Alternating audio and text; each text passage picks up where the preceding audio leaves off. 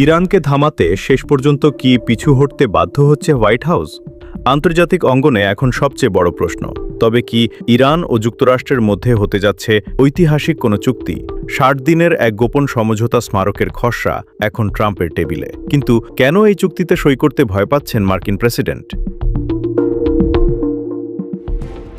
সম্প্রতি বার্তা সংস্থা রয়টার্স এবং মার্কিন সংবাদ মাধ্যম অ্যাক্সিওস অত্যন্ত তাৎপর্যপূর্ণ এক খবর ফাঁস করেছে। জানা গেছে, চলমান যুদ্ধবিরতির মেয়াদ আরও ৬০ দিন বাড়ানোর জন্য একটি সমঝোতা স্মারকে একমত হয়েছে যুক্তরাষ্ট্র ও ইরান। মঙ্গলবার দুপক্ষের শীর্ষ কর্মকর্তাদের উপস্থিতিতে এই শর্তাবলী চূড়ান্ত হয়।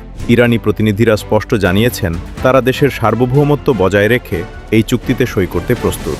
কিন্তু জলঘোলা করছে ওয়াশিংটন। খোদ মার্কিন আলোচকরা ট্রাম্পের হাতে ফাইল তুলে দিলেও তিনি তাৎক্ষণিকভাবে সই করতে পারেননি। মার্কিন কর্মকর্তারা দাবি করছেন, ট্রাম্প নাকি চিন্তাভাবনার জন্য ২-১ দিন সময় চেয়েছেন। কিন্তু বিশ্লেষকরা বলছেন ভিন্ন কথা।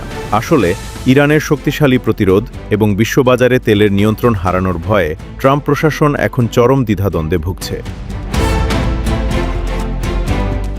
কি আছে এই ৬০ দিনের সমঝোতা স্মারকে, জানিয়ে মার্কিন থিঙ্ক ট্যাঙ্কগুলোর ঘুম উড়ে গেছে।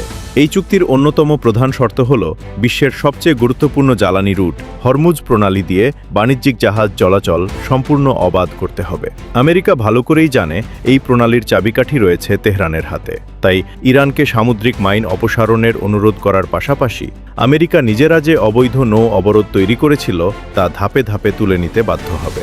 শুধু তাই নয়, ইরান যাতে অবাধে আন্তর্জাতিক বাজারে তেল বিক্রি করতে পারে সেজন্য মার্কিন নিষেধাজ্ঞা শিথিলের প্রস্তাবও রাখা হয়েছে এই খসড়ায়। অন্যদিকে আলোচনার মূল টেবিলে বসার শর্ত হিসেবে ইরান স্পষ্ট করেছে, কোনো গোপন শর্ত মানা হবে না এবং দেশের স্বার্থ ক্ষুণ্ণ করে পরমাণু কর্মসূচিতে কোনো একতরফা ছাড় দেওয়া হবে না। এই সমঝোতা স্মারকে কেবল ইরান যুক্তরাষ্ট্র নয়, জড়িয়ে আছে ইসরায়েলের ভাগ্য। লেবাননে ইসরায়েল ও হিজবুল্লাহর মধ্যকার যুদ্ধ বন্ধ করার বিষয়টিও এই স্মারকের অন্তর্ভুক্ত। পশ্চিমা সূত্রগুলো বলছে, এই ইস্যুটি নিয়ে ট্রাম্প এবং ইসরায়েলি প্রধানমন্ত্রী বেনিয়ামিন নেতানিয়াহুর মধ্যে এর আগে তীব্র মতবিরোধ এবং উত্তপ্ত বাক্য বিনিময় পর্যন্ত হয়েছে।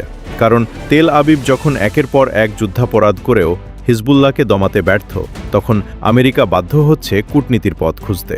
যদিও ওয়াশিংটনের কিছু কর্মকর্তা এখনও হুমকি দিয়ে বলছেন, ইরান পারমাণবিক প্রতিশ্রুতি না মানলে ট্রাম্পের সামনে সামরিক পথ খোলা থাকবে। কিন্তু বাস্তবতা হল, গত ৪৮ ঘণ্টায় হরমুজ প্রণালীতে মার্কিন ও ইরানি বাহিনীর মধ্যে দুটি সরাসরি সংঘর্ষের খবর এসেছে, যেখানে মার্কিন রণতরীগুলোকে ইরানি সাহসের সামনে পিছু হটতে বাধ্য হয়েছে। পরিস্থিতি স্পষ্ট। আমেরিকা মুখে যতই সামরিক শক্তির দম্ভ দেখাক, আলোচনার টেবিলে বসতে চাওয়া প্রমাণ করে তারা ইরানের শক্তির কাছে কোণঠাসা। এখন দেখার বিষয়, ট্রাম্প কি তার অহংকার টিকিয়ে রাখতে যুদ্ধ দীর্ঘায়িত করবেন, নাকি ইরানের শর্ত মেনে এই চুক্তিতে সই করতে বাধ্য হবেন।